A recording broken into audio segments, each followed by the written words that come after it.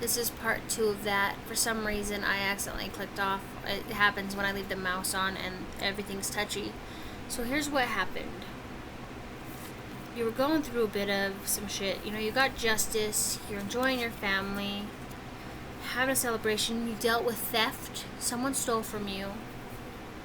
Right? But you're pulling through with current energy, which is strength. You know. But you're dealing with a Sagittarius. You've got options, and you've got to watch your words. Then you've got the fact that you're stuck in your head future-wise, okay?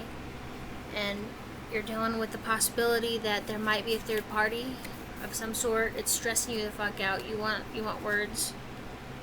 But you're still keeping it cool, calm, collective. You're juggling responsibilities, trying to keep your shit together.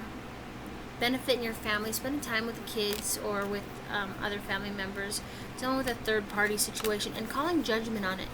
Okay, you gotta be careful with your words, and you know, trust. When you lose trust in someone, and vice versa, and they lose trust in you, it's like when you first meet them, like you give them your trust, you like them, you give them the benefit of the doubt, and then they, you know, years you knew them and they were great, and suddenly they break your trust. And what took seconds to build, they broke within seconds as well, right? Or something like that. And then years and years down the road, it's like breaking a teacup. You know, you drop it and it breaks just a little bit, right? And you glue it back together, but it's not the same. It's not as strong. It's a little bit weaker, but I mean, it's still doable. And with what's going on, you gotta understand that you're gonna go detective mode. You feel like that you should, but I think that you need to step into your Empress mode, and until you have proof, I mean, keep your shit together. It's gonna be okay. But once you get that proof, then it's time to skedaddle or decide to fix your shit. I don't know. But be careful what you say and how you say it, to who you say it. And this might not resonate with everybody. Now I noticed that, like, when I listen to all my tarot, alright, because I'm a Libra. And some tarot readers like to go and tell someone else's story, and it kind of relates, and it makes you think if your significant other really is, like, if it makes you almost feel like it's your story, right? But there are only some things that match up, and other things you're assuming. So, until you have the facts, don't make any rush movements, alright? Now, I love you. Understand that we all make mistakes, and this person is human. This person is imperfectly perfect. You know, we all make choices, and ultimately you don't want to accuse them of something that, you know, you're assuming that they're doing, because then, you know, the saying that I told you earlier, you're making an ass out of you and me, which is you and them.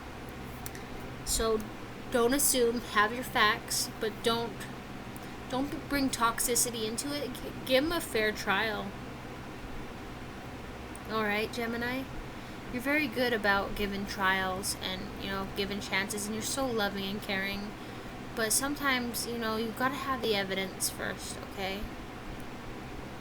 And don't let them know that you're freaking out about it. I mean, you can sit down and tell them that you're insecure, and that you want